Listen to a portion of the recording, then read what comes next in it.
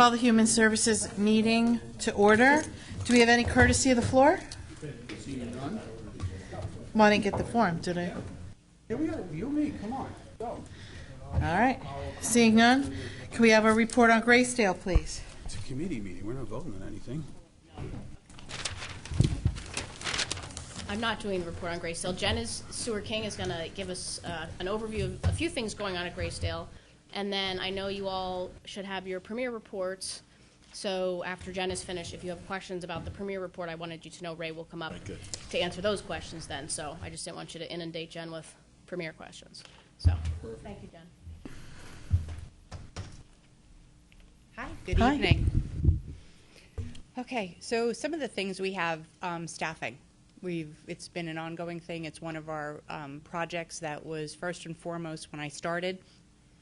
So we've had, just since May 1st to August 31st, we've had 69 employees hired. We did have 25 leave for various reasons, retirement. 25. So that was May 1st through August 31st. I just spoke with the current class, and we have 15 trainees in there. We actually had an overwhelming response of trainees come to the meeting to find out what's going on, the orientation, and we had to turn them into the next class. So they'll be going into the next class already. So that one should be full. We did have one LPN, 7 pre-certs in this class, 1 housekeeper, and 1 TR, which is an activities aide, to help out, getting things done on the floors, keep people entertained. So that's something that's going on right now. We're continuing to hit the colleges, to hit YMCAs, to hit the churches, to find people, if they want jobs, part-time jobs, something to come in, even to volunteer. Volunteer is very important. They go and they meet with the residents and sit with them and talk with them, and it's very beneficial. Some of the other things we have going is we're trying to do with our computer system, which is called Cantata, we're trying to get everything uploaded so that we can be totally computer online, web-based, so that we can do electronic records, admissions orders. Everything is going to be online to help our floors and everybody get things done in a quick time so that they can get out to the floors quicker. STEAM project is still ongoing. It should be finishing up. We had the new STEAM line put in. Generator project hopefully will be being completed in the next month or two. Okay, so there we go. 2 months. We have a safety committee, and we're kind of redoing that committee to help include more of not only staff but resident safety. So we have a committee that's doing that. We just met with Haven House, which is going to be a really beneficial mental health program. So not only do we have Med Options, which comes in and does a lot of the mental health work, we're also going to be doing Haven House. What else? Yes. Well, you're looking. Did they start the behavioral health trainings with folks, or that? With Haven House? Well, just with the staff in general, because I know there's a concern about some of the more behaviorally challenged patients that were coming in, and so I understood there was going to be some training for staff. We do have some in-service trainings, but we're hoping with Haven House, we're going to even have more trainings, more specialized trainings for the units to deal with the different mental health diagnoses that come in because so many complex patients can't be at home anymore, and a lot of them have that mental health piece to it. This is going to, I'm looking very forward to this. This is going to be a great program with our social service coordinators to help spearhead this and really get to the units to help people. Thanks. Okay. I can speak more to that when I give my report as well. Okay. Great. Anything else? There's just so much going on at Graysdale. Just to give bits and pieces, I mean, we have a wonderful team there, and we're all pulling together, and it's just a remarkable place. to take care of our Should residents. should we introduce the Yes, little that's face gonna in the be- room? Yes, the new Who's that? face in the room. So if you don't have anything for me, but I'll be here. I have the new DON with us. She's the Director of Nursing. So glad to introduce her. Her name is Dawn Torres-Feldman. So if you'd like to come. Y'all asked if she was coming, so here she is. She's live. I know, I told her. Good evening. I come from acute care. I don't have long-term experience care, but I do have many, many years of acute care. My last employment was in '99. I started with Easton Hospital and worked my way up from a CNA to a CNO, promoted down to West Grove, which is where I just moved from, but we need to relocate back. Family, friends, everybody's up here, and down there we have cornfields, so we're relocating. I have a dual master's. I have a MBA and an MSN. So I think my experience will help bring something to Graysdale. As Jen said, the team there is amazing. So the collaboration and the teamwork, I do believe we'll be able to move forward, become a 5-star, and that's what we're going for. Great. May I ask a question? Thank you. Sure. May I ask a? Mr. Warren? Just congratulations. Okay, that's first. What did you?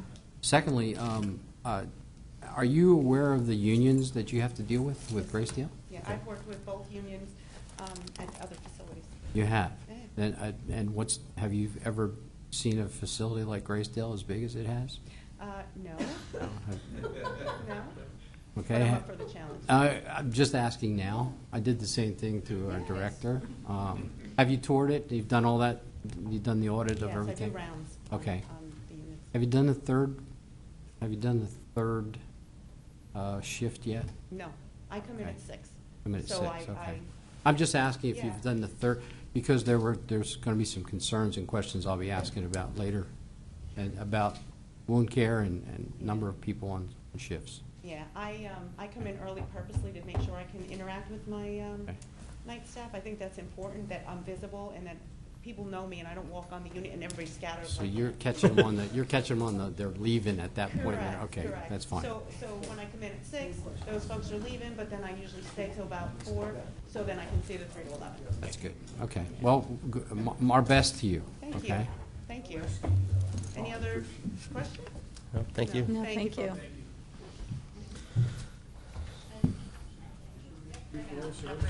Okay, any other questions on the dashboard or any other questions pertaining to Graysdale? I'll direct it to Ray, if I may. Sure. Ray, when I asked you a number of councils ago if we had enough people, and you said, yeah, you thought we did, okay, running the third shift and wound care. We do have more than the minimum that the state requires. Okay, so let's go back to the minimum of the state, that the state requires. What does that mean? Minimum is 2.7 per patient day, and we have always been higher than 2.7 per patient day. Okay, and third shift has been a concern, correct? Well, I think you mean second shift, 3 to 11? Well, I'm sorry, 3 to 11, second shift, yeah. 3 to 11 is a concern because it's a difficult shift to fill. It's not just Graysdale. I've worked in several different facilities, and 3 to 11 is always a problem. A lot of people just don't want to work 3 to 11 because they have children, and they want to be home for them, make dinner, that type of thing, so it's hard. So that has always been problematic. So what we try to do is have our first shift, see if they would like to work over into the second shift, and have the third shift, see if they want to come in earlier to help compensate while we look for staff. Okay, all right. Have you ever visited the second Yes. shift? You've been, and you've Yes. spent time with them? Not only have I visited them, but I've also been there on a Sunday when they say staffing, is a little more compromised on the weekends. But in all honesty, I see people working hard. I'm talking about the towers. I'm talking about the north and south ends in the older building. They are working hard and doing everything they can to, just give the residents everything that they need. Okay, so in the new hires, will that make it better for Graysdale with the people that we don't have on staff that we need? Yes, it will, because we will be focusing on that shift to Okay. try to let them That's- know that we have. That was the next question. Is Right. that shift-oriented, that group of people that are coming in, is that Yes. geared for that shift? Yes. Jennifer has done these wonderful town hall meetings to really just personally speak with the staff and let them know everything that they're doing to ensure that we're getting more staff for them so they could feel better about it. We also recently had a retention committee, which was very successful and is comprised of many different individuals, including the unions as well as represented, to try to really do everything we can to retain our staff and work to come up with different programs, anything that would help them feel a little bit better about where they're working. And the wound care, you have enough people on wound care? We do. I mean, I'm not going to tell you that, there isn't times when we have to pull the wound care, but we do our best not to. We make it a last resort. Jennifer and I are well aware of it when it does happen, so this way. And if you look at our numbers, they're actually improving, and they're improving pretty well, actually. Okay. You would say that sometimes you'd have to use an RN to work in other areas?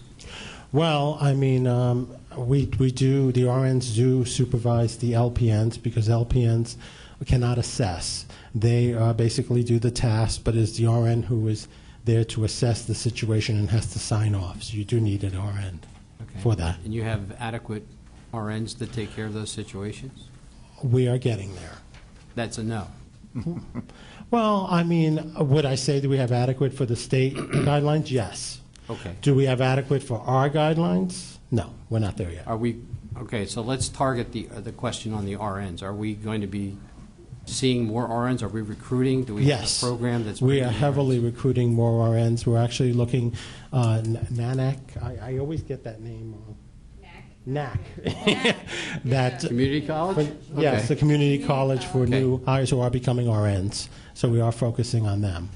And actually, some people say, oh, if you hire a brand-new RN, what are they going to know? But also think in terms of that you can mold them and shape them to what you need. So you have to look at it from the other aspect. And there's many very successful RNs who start off in nursing homes. As a matter of fact, I've always said, and I've heard this personally, that any RN who has a nursing home on their resume is well respected because of the limitations that you have with, especially with regards to hospitals who have more technology, newer things, newer services. So it is a very respectful thing to be doing, to be an RN in a nursing home. Okay. All right, thank you for those answers. Sure. Does anybody have any other questions? Well, thank you so much, All right, gentlemen. Thank you. Thank you. Information Referral Emergency Services Division.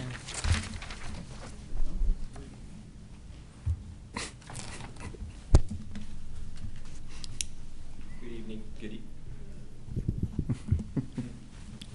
I'm a little more challenged than Ray is as far as the verticality. I feel your pain. Good afternoon, everyone. My name is Gary Rushman, and I'm the Director of Information Referral and Emergency Services. Thank you for having me here today.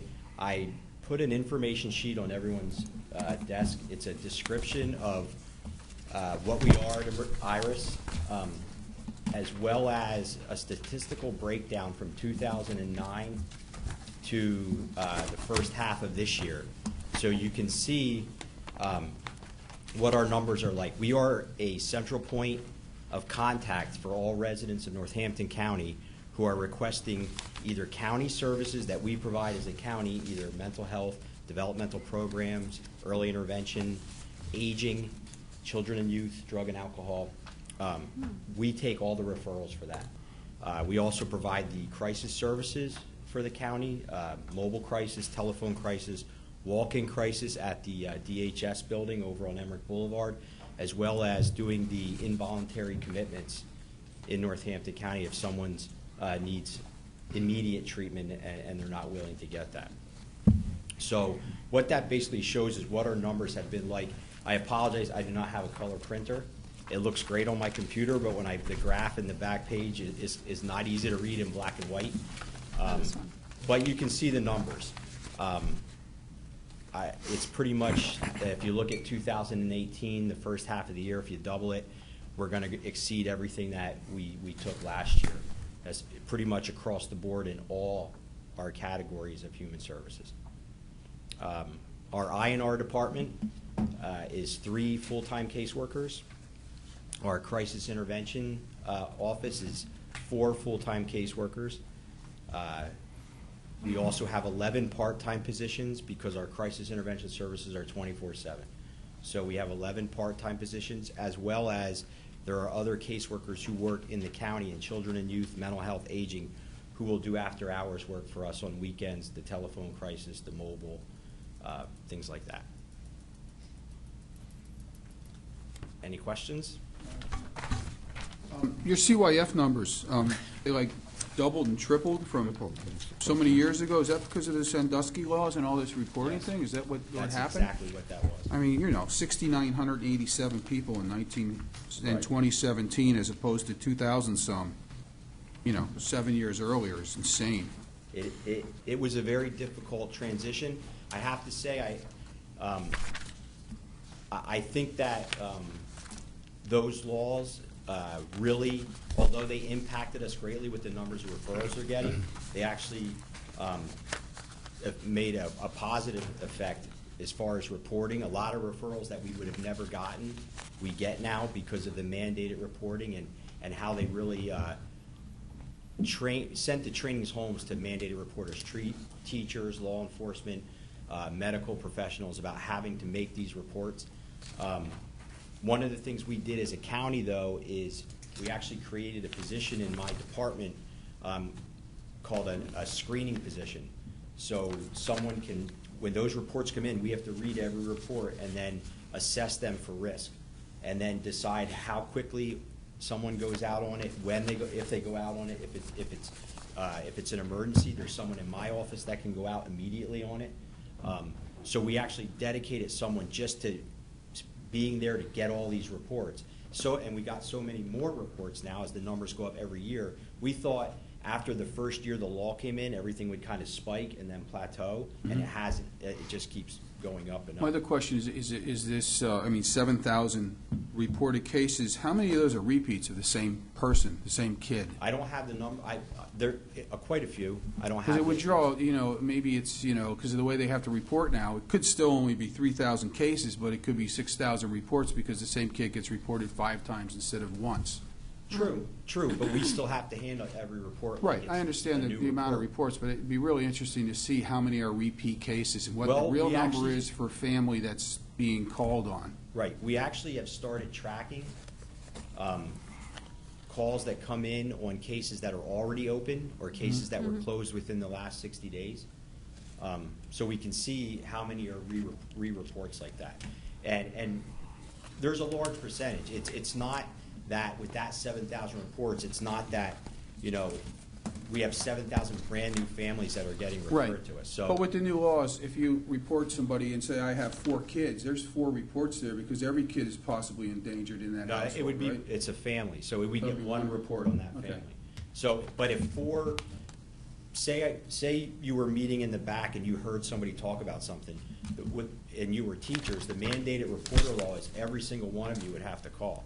So that would be a report on every single call that we made. Yeah, that would be another thing to track, see how many reports are on the same individual to Well, increase what- this number. I mean, I'd like to see a real number. I mean, I know you have to report, and you have to file and do paper for everything, but I'd like to see what the true number is and how many kids are affected in the county.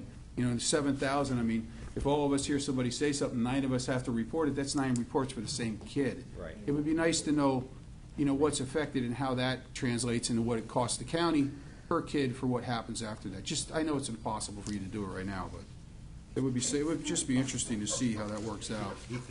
You want to say something, or you just? No, play low? I'm trying to think how I'm going to do this. Yeah, I mean, I know that's very hard. It's a And question, with 60 yeah. days, they get wiped out and they start over again. But there are, one of the things that is true, what you're saying is absolutely true.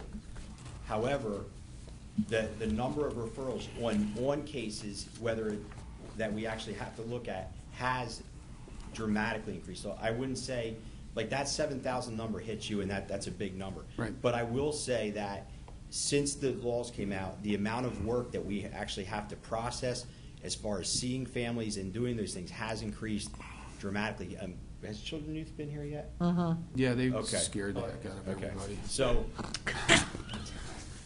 Kevin's good at that. So, Well, like, a good number is what I put in the one thing I put in parentheses, CPS. They're actually child abuse referrals. Okay. Those referrals, that number for, I think is that for 2017? Yeah, you got 2017 CPS is 18, you got 694 CPS. 694 in 2018, so Out of that's only, 3,838 so Yes, far. I have it. that's only 6 months of this year. Right. Okay? There are specific child abuse cases that we actually have to investigate. When Of the 3,000 calls that you, referrals that you received. Those are the ones that actually had to be acted on. Well, no, they're just child abuse cases. We have GPS cases that also have to be acted on that are not specific to physical abuse, sexual abuse, or severe neglect. These are child abuse cases that an investigation has to be done, the child has to be seen Right. within 24 hours, and a determination has to be made whether the alleged perpetrator is a child abuser or not. Other cases, like the family lets their kids run around late at night, or the house has bed bugs, or they're general protective. We still have to look at those, but they're not considered child abuse. Those cases, that 800 that are specific to child abuse, when I was a caseworker in children and youth, many, many years ago, if we hit 500 cases in a year, that was a horrible year for getting child abuse cases. Wow. That's 800 in 6 months. And so it has those child abuse cases, and they are not just someone calling in on something. That is specific abuse cases that have to be investigated. So that rise to the level of, an injury or a sexual abuse allegation or severe medical neglect.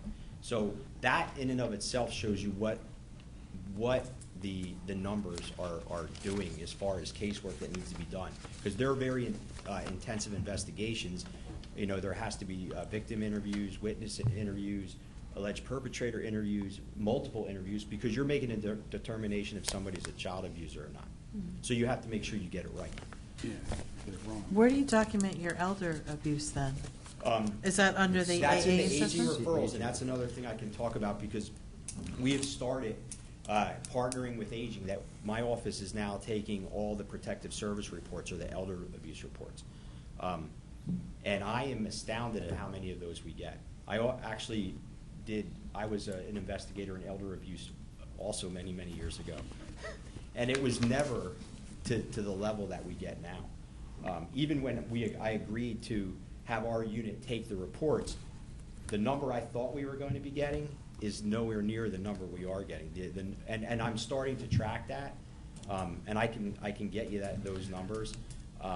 That's mostly people who are trying to take care of their parents at home because they can't afford these nursing homes and the prohibitive costs of care there, right? So they get a lot of what we're frustrated seeing and- right now as far as the elder abuse is financial abuse. Right.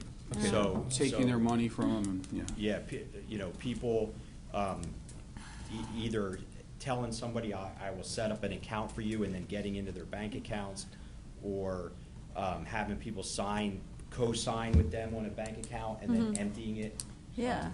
Things like And that. you take care of things like that? We take those reports and our Department of Aging investigates them. Yes.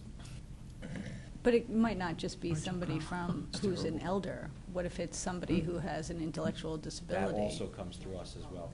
And do you serve the public as well? Like, in terms of, like, can someone just come into your office? Or are you a resource for the county to dole out to county? I'm not sure I'm following. I think it would be helpful. Okay. Yeah. So the way I like to describe what Iris is if you think of a bicycle wheel, and we're the hub of the wheel.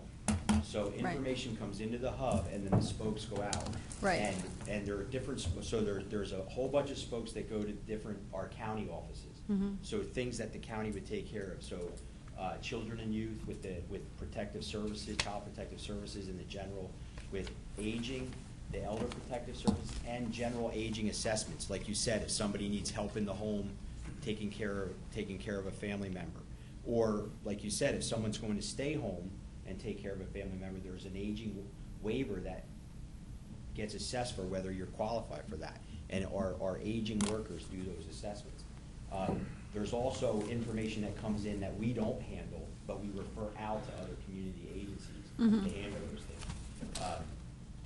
someone with a developmental disability who's being financially taken advantage of, that falls under the Aging Protective Services Law, where we actually take the report, but then that report goes to another agency the state has contracted with, Liberty Resources, who actually does that investigation. So our county aging workers don't do that investigation. Another office does those that has been contracted by the state. But they would go through you, and We you take the would. initial report, yes, and then we send it to the investigative agency. So it's basically, we're one-stop shopping. And you know, it's a concept that started, I think, Ron, when you were the Human Service Director, the IRIS division was founded, I guess you could say. I think that's So- true. Was confounded. Okay. So, Yes. so one thing I noticed was that your I'm gonna give contact him a information compliment. is not on here. Do you No, know- no, this was an information sheet. I can give you all. Can you please do that? Yes. Thank you, I You want appreciate it? it. I would like your contact information. Mine or the office? For the office. No, Okay. not yours specifically, It Jesus feels like Christ. it's the same thing. If you call him, they'll tell you where to go. So the crisis number, we have two numbers. Okay. So the INR part of IRIS, the INR number is 610-559-3270. Say it Okay. again? 610-559-3270. Is that 24 hours or no? No, that's the INR number. So how that works is that is an 8 to 5 number, and then if you call not in those hours, it will say you can leave a message or if this is an emergency, it gives you actually it says press 1 and it sends you to our crisis number. So our crisis number, the 24-hour number, is 610-252-9060. And that is a 24-hour, 7-day a week number. I'm sorry, I knew I forgot something.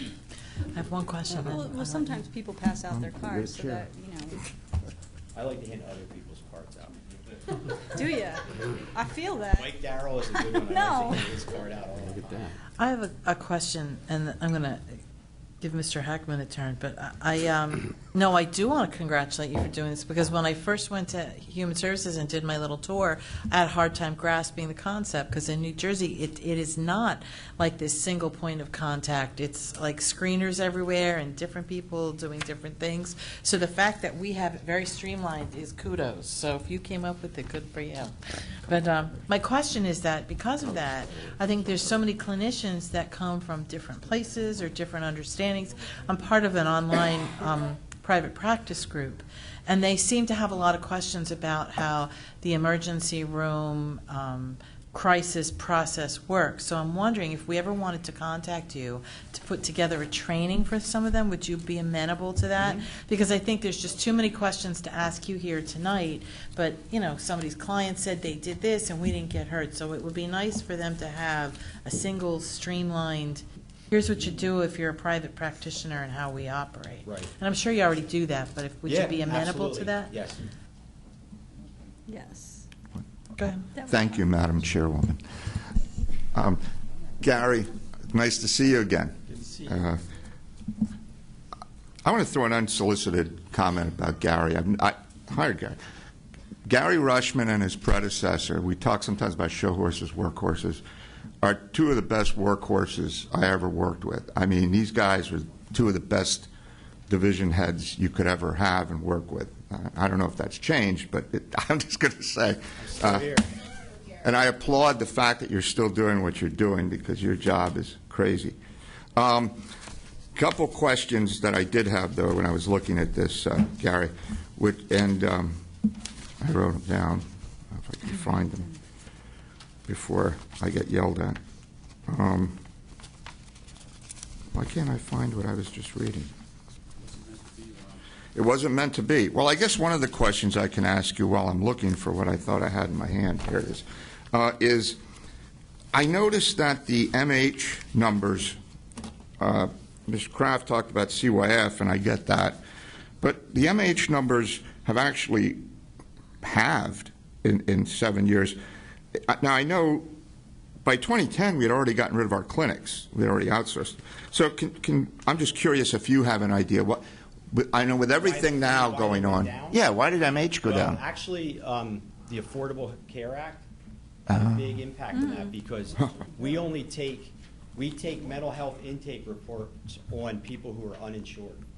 So the county, if you have no medical insurance, the county will fund you to get mental health treatment. And we contract with the clinics. We don't have, what Mr. Heckman is speaking about is we used to have our own clinics in Northampton County. And when managed care first came in, we kind of got out of the clinic business. But we contract with clinics, and then people will come into Northampton County, have an intake, get all the information, and that caseworker will call one of these clinics and make an appointment for them, and we will actually fund them until they either get medical assistance that will pay for the insurance, or they get insurance. If not, we continue to fund their treatment. With the Affordable Care Act, people got insurance where it would pay for mental health treatment, so they didn't need to come to the county, and that's why our numbers dropped. You'll notice that they're going up again. Yeah, because they're trying to kill Right. affordable care, which is real smart. That's not the only thing mental health does, and mental health will be here eventually too. I don't want to steal their That's- but they have mental health housing programs. They have intensive case management type of things. We have a forensic mental health caseworker, which forensic is incarcerated persons. It's an outstanding program that we started. You know, the mental health court. I'm part of a CIT advisory board, which is crisis intervention training for law enforcement and first responders. We actually have a week-long training next week.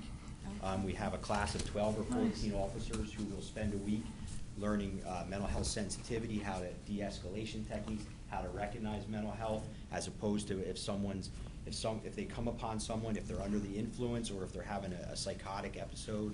It's an outstanding training, both to help our consumers in the community, but also our officers, and keep everybody safe. I have a couple. Could I piggyback with you? Yeah, sure. So, Piggyback anytime. these sometimes are just simple questions, though, like where do I send my cousin because he's really sick and they're not all emergent questions, right? Sometimes they're just where do we go, who Right. do you know? Absolutely. And There's no wrong question. do you track, like how do you track the handoffs, though? Like how do you make sure that it got followed? Anybody here who well, we track a couple different things, and some of it is not very technical. We have tick sheets. So when our INR workers take a call, if it's not something that is specific to a county that we're writing up an intake, it's just how do I get a dog license? How do I do this? We have a tick sheet with categories that we just tick off, so I know how many calls they're taking daily on those types of things. Some of the things that we refer to, there's no way to know how what went on from there, especially the non-emergent cases. If somebody calls and says, you know, classic one is Meals on Wheels. How do I get Meals on Wheels for my uncle? Well, here's the number for Meals on Wheels. All you have to do is call. It's a very simple setup. We don't follow up then. Right. We're not even taking their information. The emergency type of stuff, we absolutely have to follow up as part of our regulations. No, and I mean, when you explained it as the hub of a wheel, that's great, because I think that's exactly how we wrote it up in the beginning. But I think, yeah, I'm glad this is working out, because that was always, as you know, before then, I know we had the other program, but everybody knew who to call. They'd call this division, they'd get plopped to that division. Right. So, and in keeping with that, by the way, you said there's no bad questions, well, you have to talk to Mr. Kraft. I think he has an opinion about that. But the thing is, anyway, I wanted to say, I know when you get these, is there an average length of time? Because I know you'll pass them on. Some will go faster than others.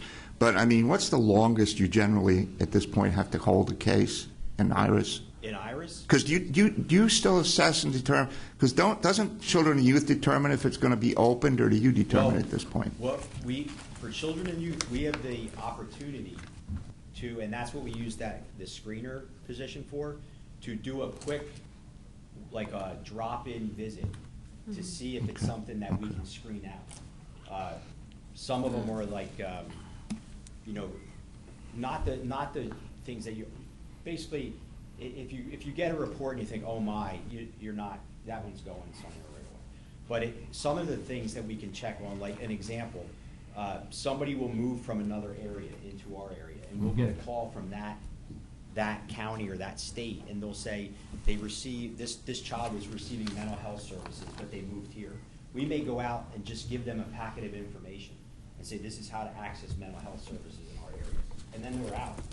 We're not going to follow it. They're not asking us to follow it anymore. So, but to answer your question, if we can't resolve that within one visit, we have to do something. Okay. We don't keep cases downstairs. And I'm going to be coming out of, I know I tell your director, I said sometime I'm going to get a tour of the new building. I've been to see her, but I haven't been through the building. So, in fairness to... a lot of my career in the Wolf Building. Yes. I love the new building. I'm sure you do. I'm sure you do. I save my colleagues from me asking too many questions. I'll bring stuff up I'm curious about. But the one thing I wanted to ask is, because I know this was an issue, and I'd really like to know, it just popped in my head. When you first did this, the turf issues in human services are legendary. I don't think you'll find turf issues in the county any greater than human services. I always called it the kingdoms. And I know in the beginning, the kingdoms would say, don't tell us what we should or shouldn't do, and how dare you review one of our cases. Is everything running pretty smooth now? I have to say that the group that we've had, it's been a while, that it's out, there is no turf issues whatsoever. Wow. We collaborate daily. I have nothing to add after that. We collaborate daily on things. Being in the same, this is another thing, being in the same building, we can meet immediately on situations. And that's probably a key, everybody being at the same place. One thing that shows that that is the case is our block grant process. Yes. And how we work together with the block grant, and people, one division will bail out another division and see how we can move funds to help. It's a pretty amazing process here at Northampton County. I've met with other counties. I've heard about how other counties operate. I wouldn't trade what we do here. Well, how do you feel about your staff? You have enough staff? I have all the staff I can have because there's no more room in my office. All right, well, that's another issue. I mean, actually, your total cooperation has practically left me speechless, so that I know that makes people happy. So I'm done. Already? Anybody else have a question or a comment? No, I just say I've known Gary since 2011. I've seen and visited all the programs, and there are no scabs to rip off here. They work well together. They do a great job. And I have to praise their group all the time, because there's no way in hell you can stay up with all the federal and state changes and do what they do each and every year. And under that Sandusky program, you survived that well, regardless of how bad those figures got. I know you did a great job for it. So my hats are off to you. Okay? Well, and Lori, he shouldn't feel bad about being a caseworker a long time ago. You do remember I was one of the first child abuse investigator caseworkers the county ever had. So you're a young pup compared to that. Thank you for coming out tonight. Thank you for being here. And I'll be in touch with you about that training, if that's okay. Thank you very much. And then we have Stepping Up Initiative. Report on the Stepping Up Initiative. That was. It totally is. What, do you need to leave?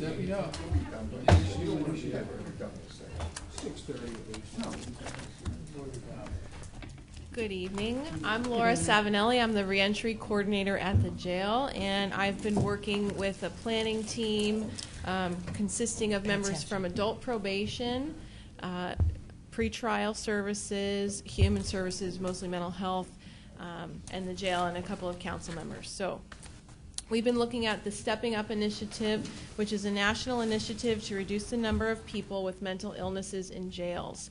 What our process has been, let me just describe, that's this initial handout with this is from the Council on State Governments, produced this document with the map on it.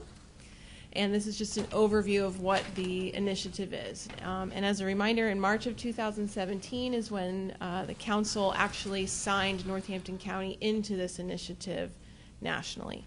So since then, several of us have attended a conference, and then this summer we began our planning team meetings. Stepping Up looks at these on the back of the page with the map. At the top, there's 6 questions. Those are the questions that they ask all county leaders to ask about our process. And then we use these 4 measures. We will be using these 4 measures below with the little icons there to track over time to see if our plan, as we implement our plan, to see if its effect. So I'm here tonight just to give you a briefing on what we've done so far as a planning team and what we believe our next steps are at this point. So now I'm looking at the second page, which has Stepping Up at the top. Yes, yours is colored, but mine is not. Mine looks so different. That's the one. Yeah, the one without the map. Oh. Yep, moved on to the other page. So the progress so far is that we began meeting, we had completed our county self-assessment. The Council on State Governments has a website with it's an endless website of resources, and one of the resources is a self-assessment tool.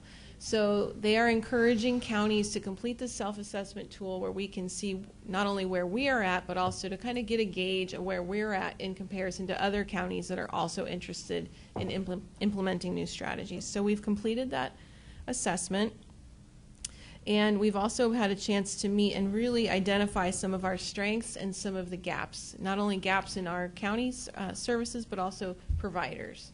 So I would like to just highlight that all that we're doing right now is identifying what our current landscape is and what we would like to see moving forward so that we can, with the end result of reducing the number of people with serious mental illness in our county jail. One of the clear strengths that we've observed as a planning team is the real strong commitment to evidence-based programming across the board through pre-trials in the jail with probation and with mental health. We really have a good long list of evidence-based programming, which we know works. So I'm happy to say that. Before I open to any questions, I just wanted to give you a snapshot of what the data is right now in our jail so you understand the scope of this problem. We're not talking about 15 or 20 people. We're talking about 1,200 people per year. So on the back side, there's a grid. In 2017, the jail had 4,200 intakes. Of those 4,200, 1,268 of them self-reported mental illness. So one of the issues we have is that our data right now tracks self-reported. We'd like to move forward into having a more official record of a screened and assessed by a mental health professional. But this is the data we have right now. Of those 1,268, that population is disproportionately female. Our overall jail population is around 20% female, but for mental health, it's about 32%. Also, the average length of stay is disproportionate for the self-reported mental illness population.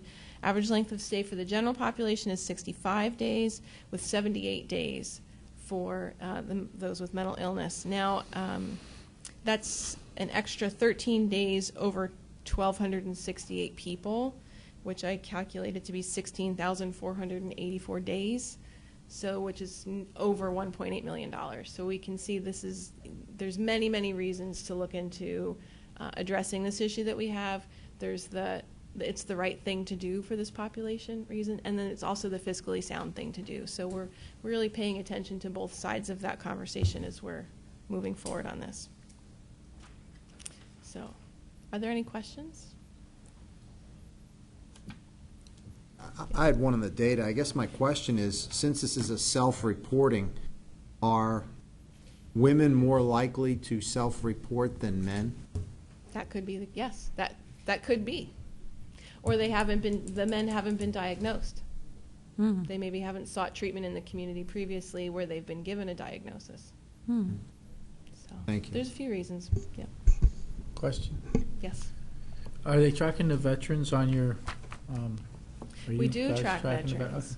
We do. I didn't include that data here. It would be very interesting to cross-list the veterans Yeah. across the mental illness population. The only other question I had, I'll make it brief, the new program that the county started, where if you can't make your bail and it's under a certain amount, does that play, I guess it's a little too new to get the statistics off of that yet, but are you guys going to look at that in the future and kind of take that into your graphs and charts? Yes, absolutely. So Nina Reynard has been part of this planning team. She's the director of pretrial services. And so her officer sits in our central booking and will do assessments as long as people keep coming in and provide that information to the, I guess it's the district magistrates who will set the bail. And then if they believe that they are low risk to the community, then there'll be a no cash bail recommendation made. And Nina would be able to tell you how many people have been assessed to date and how many have been released with pretrial supervision with no cash bail. I don't have that data right now. The other thing is, when we release people, whether it's on pretrial supervision, whether they've maxed out from the jail or they're going to go into parole or probation, we're really looking to also increase the service capacity for the county. And so it's important for us to know what our data is and the scope of this issue.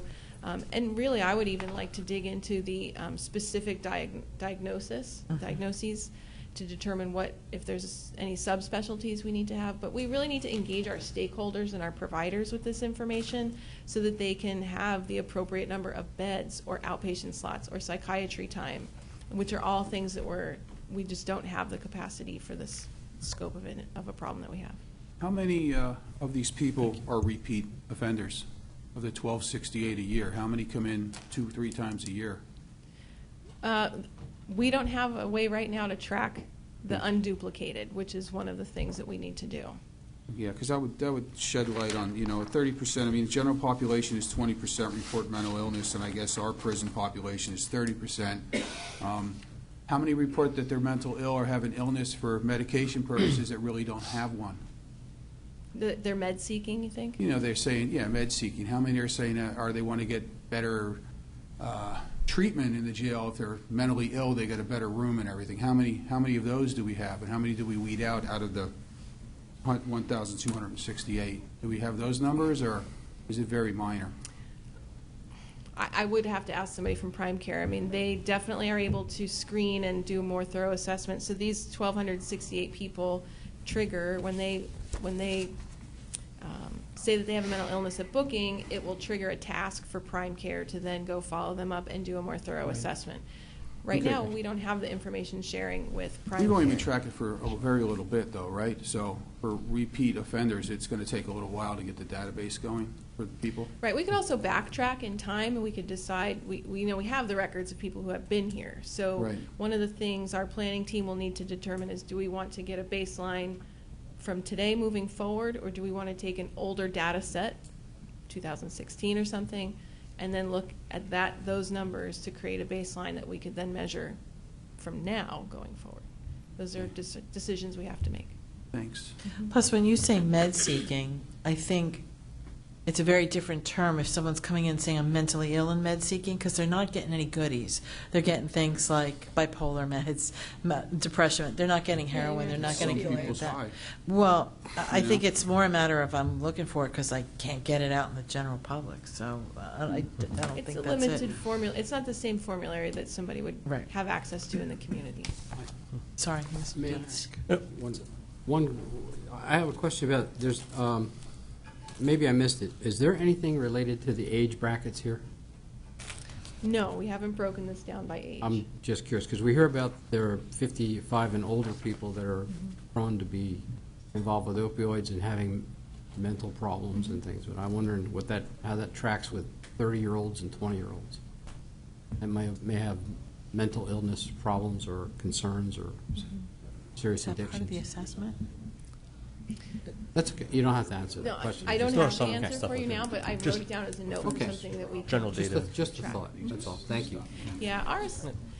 And just wanted to add, so obviously, Laura's attended the meetings too, but in our conversations, it was a self-assessment to create a baseline of, where we need to look at, and all the entities that have been in the meetings, are on board with it. So I think, you know, moving forward, it'll work. But some of the obvious things that stood out from us were on the technology side, the data sharing, you know, and you brought up Prime Care, which is one of them, is, you know, once they get in and they're in the prison and they're under Prime Care, well, then Prime Care kind of holds that data, you know, to themselves. So we are trying to work on a, you know, agreement of understanding to be able to share that data so we can, you know, better plan this, you know, going forward. And of course, some technology. Some of our different departments that work in the prison system and that use some different softwares. You know, trying to make it more in line so that they are the data is easily shared or conversed over to another department. And then just some, you know, other technology, you know, enhancements. I know we did talk about, like, you know, like tablets or Wi-Fi in there, so that, you know, right now we're you know, they're kind of printing out some paperwork because there's not the, you know, the Wi-Fi or tablets, and filling it out and then come back and the data processing and putting it back in. You know, so little things like that will also help us to increase the tracking of that in there. You know, plus of you know, a lot of other work to go forward. So. Yeah, well, what we determined is really that everybody, all the divisions are tracking great information, but our data management systems don't talk to each other, which makes it very difficult to cross-reference each other's data sets. So the referrals we make are often just verbal referrals, and we're not able to necessarily match something more in an automated way, which would be much less staff intensive. HIPAA comes in too. There are ways. HIPAA, I mean, I know there are ways to get around it with prisoners or whatever, but HIPAA still is a right, and they're probably just assigned a number, and the number can be lost in who it was or something like that also, right? There are a few ways to address the concern about HIPAA. One is to have an information sharing, overall arching information sharing agreement that would include an allowance to include a release of information. If somebody screens positive for serious mental illness, that we would ask them, or Prime Care would have them sign a release of information. They can decline to sign that release of information, and then maybe their instance or occurrence of mental illness would be recorded in aggregate. We would have a much harder time being able to provide services to them. We could still maybe track it in aggregate. Recidivism might be kind of hard to figure out who's coming back because of just HIPAA alone, and I don't know if a mentally ill person can sign their rights away to have you have all his information disseminated everywhere. So there you get that too. So. The only thing I say with that is the departments that would be sharing the information would have access to their records anyway. You know what I mean? So they wouldn't share it with us, or they wouldn't share it with, you know, so it'd only be with departments that are helping them.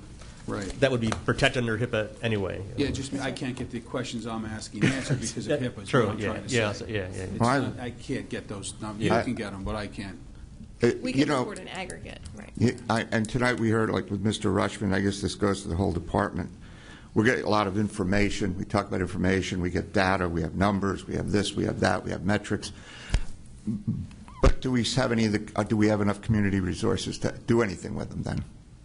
I mean, are we? I think it's great what we're doing, but this has always been the roadblock. I mean, okay, let's say we have this now. We know X amount of people in the jail have mental illness or even serious, and I know the contractor is going to do so much to a point. He's there to make money at the end of the day.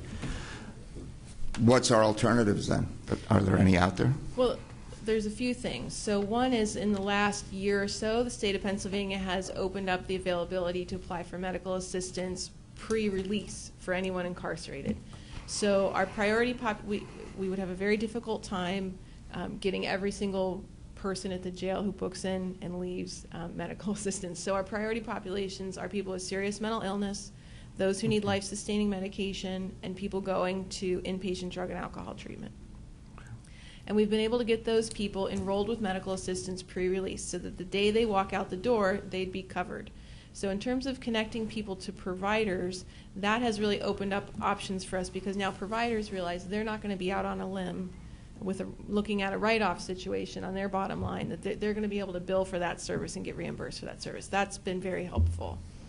We actually also, because of that, have been able to work with 2 different providers to come into the jail pre-release and begin connecting with people with serious mental illness and build rapport with them for ICM services post-release.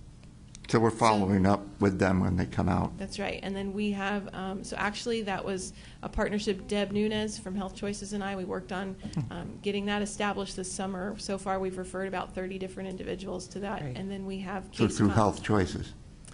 It was Deb's, I have to say, it was Deb's Well, idea. No, but I'm But health, yeah, and she's our Health well, Choices Health administrator. Choices. Okay, So, no, I was yeah. just curious. All right. So that's our, so we got that started this summer. We have 2 providers that we refer to, and we have regular case reviews where we say, did they, you know, we review the process of how it's going as a process, because if we're not working well together, it's not going to work. But then also individual follow-ups to make sure, is this person in danger of violating probation, Yeah. things like that, so that we can maybe nip that in the bud before it happens. One other thing is that there are counties that are a few steps ahead of us. I will say that we are ahead of most other counties, but there are some that are ahead of us, and one of them is Dauphin. And if you're interested, I can make this available. It's a report on the process that Dauphin County went through a couple of years ago, and the plan that they developed as a result of their planning process. So it was very helpful for me. I found myself underlining and circling and saying, I can email it to you. It'd be nice and colorful then too. Yeah. So Okay. any other? No, not even. No. 6 months. We started in July. Thank you. And I have cards to pass around. Yeah, pass me. No, I want to say kudos to you and thanks. The committee's doing a fantastic job. So, As soon as that question came, I reached down and grabbed a stack out of my bag. All right, thank you. order in the court there. Thank you. Say thank you to Thank Laura. you. She did a nice job. Thank you. Plus, she also, just her other hat that she wears is that she takes care of all these inmates' needs, their learning needs, and their, that she does a lot of work so that they don't reoffend, so. Probably not. Are we paying any Thank you. caseworkers? And moving on from that to the Director of Human Services. That was a rhetorical question, right, Mr. Warner? Okay.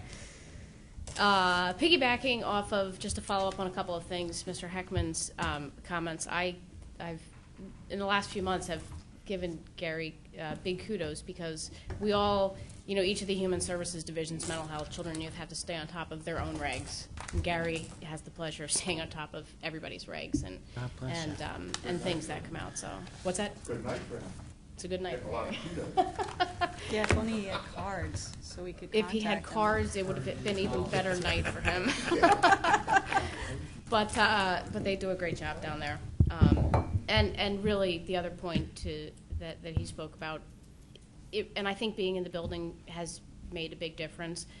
It really is a collaborative effort amongst divisions, and you know, up and down flow is happening routinely. So it's a great group of people.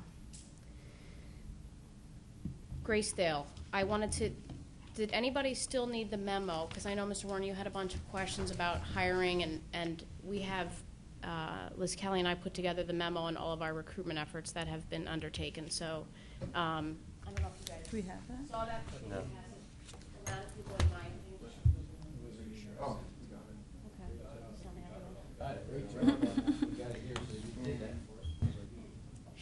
Well, when you have questions, I thought it was interesting compiling that because, to be honest, I know how many things we're doing, and it feels like a lot of things.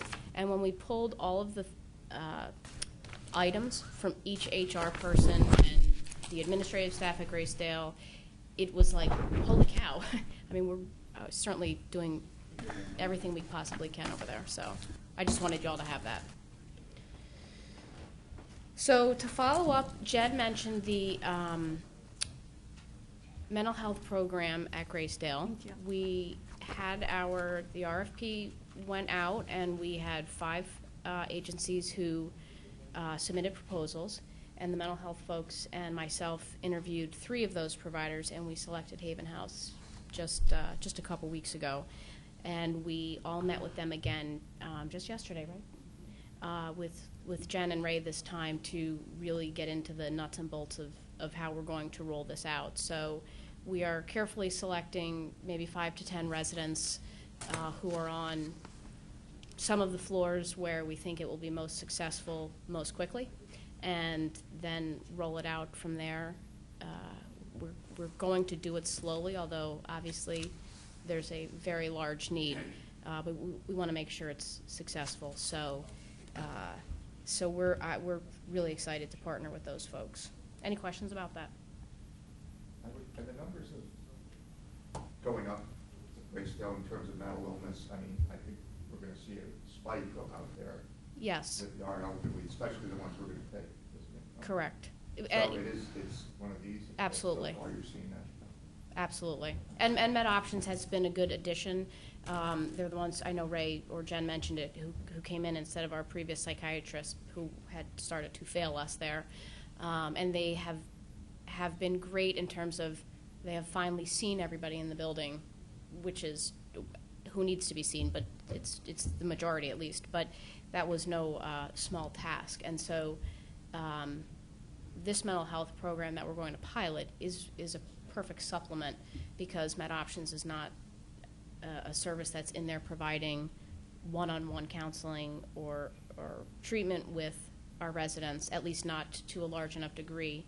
And more importantly, to speak to Ms. Hefner's point, they're not training our staff. And that's really one of the biggest pieces with the folks from Haven House, is they will be modeling, for our staff how to work with specific residents, and certainly can provide in services and all those things as well. So, other questions about that?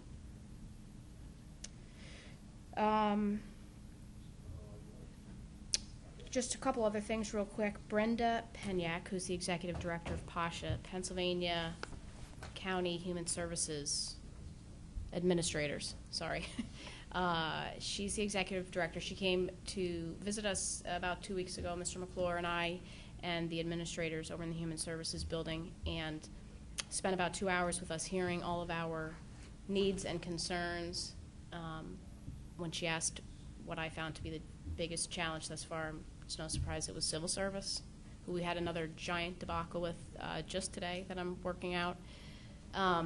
It just doesn't end. So anyway, she, I think, is as good of an advocate as she can be for county human services folks at the state level, and so we were really happy that she was able to spend some time with us. And then I guess I have, before I give the fun stuff, I got a letter. I did want to read the one letter from Graysdale. I don't let Ray bring the brag book anymore because he always leaves it here, and then I have to deliver it. So, and he knows that. I've told him that. But he sends me emails now when he gets nice emails. They put them in their brag book. They read them to staff. But we got a nice one. If you can bear with me for a half a page, I think it's worth reading.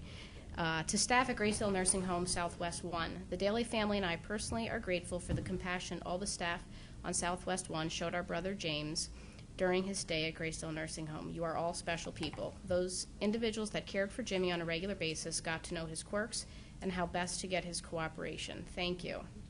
Making a nursing home selection is not easy for anyone. Having been in a number of nursing homes in the area while visiting friends or relatives and spending a little time to observe the staff at them provided a basis for comparison. The brief walk through Graysdale prior to making a selection, seeing the cleanliness and lack of odors were two things that had an impact on the selection. Over time, after choosing Graysdale, it became apparent the people working Southwest 1 are a great asset to Graysdale. Because of these people, I know I made the right choice. I am grateful to each and every one of them for their dedication to their job. Jimmy's combined medical issues caused a swing in his emotions, combined with some other physical issues, and his physical size further challenged the CNA caring for him. However, the CNA always provided care with dignity, compassion, respect, and patience. You truly are special people. Thank you for caring. You showed sincere concern for his well-being. For that, you have a special place in my heart. The day before Jimmy's death, I received a call that he was being difficult and would I come in to talk to him. When I told him they called me because they care about him, he calmly agreed to allow them to do what needed to be done. Jimmy left this world the next day knowing they cared about him. He had no wealth, however, greater wealth would not have gotten him better care. So they work hard there every day, and despite the many challenges we have at Graysdale, we do have tremendous folks working there, and caring for our residents every day. So I wanted to be able to read that.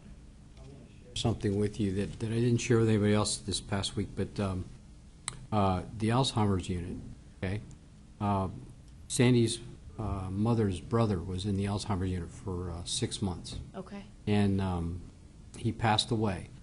He was taken care of by John Kennedy and Sharon Stiles from St. Luke's. They were there day and night. And I will tell you that what took place was that Sharon, when they thought he was in really dire straits and they called the priest in, she called down to D.C. to the one daughter who hadn't come in yet to visit. And I don't know what she said, I wasn't there. Sure. But she drove in with her husband, and they saw her uncle before he passed. Wow. And I can't tell you how long she hugged Sharon, because but I will tell you that, that goes a long way, and that's a real story, Yeah. and it's a personal story. Absolutely. And that's one of the reasons why you can never forget the care that's given in some of these units, Absolutely. especially in the Alzheimer's Absolutely. systems. So thank you for that. Thank you for sharing. I appreciate that. The only other thing that I have to announce, I think I alluded to this last month, but we received official word last week. Our mental health division is the recipient of a $2.6 million grant from OMSAS, the Office of Mental Health and Substance Abuse Services, for forensic reentry. It will focus on a variety of things, but to speak to Laura's and the Stepping Up initiative that Mr. Dietz is working on as well, this is to get the folks with mental illness out of jail, and to speak to do we have community resources? We never have enough community resources, but one of the projects that we will undertake with this grant money is adding another, I think, 8-bed LTSR, long-term structured residence. So for those folks who are ready to be released from jail with serious mental illness and some more significant offenses, or to divert folks with mental illness from having to become incarcerated, that will be one of the big projects coming up in 2019. We're also expanding some other programming that we're doing, but they were beyond thrilled to have received that. So we will start to roll out all of those programs really in the next month or so, and then over the next few years. Any questions? 2 specific questions. One is the Graysdale mental health issues. Is Graysdale eligible under the Health Choices reinvestment funding? I mean, can some of that reinvestment money that I would assume we still have, can that be used? Is it legal? I mean, or is it even possible? Right. Now, we work very well collaboratively with one another, but the pots of money are the pots of money, Mr. Heckman. So, you don't have to. Okay. All right. No, so technically, it could maybe. The state, I'm actually not sure, but ultimately, I do know that the state would have to, whatever plans that Deb has. I know she talked about her respite plan she's working on and is in front of the state. The state ultimately has to approve. Yeah. And we're funding this the first 12 months.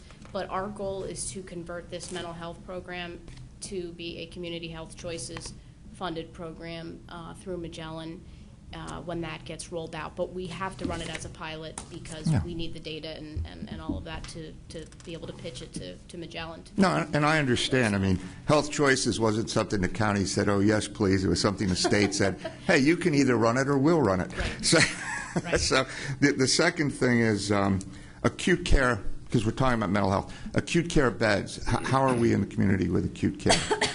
As in Just hospital beds or post-hospital? Any beds available to you? Terrible. Terrible. I mean, Bad.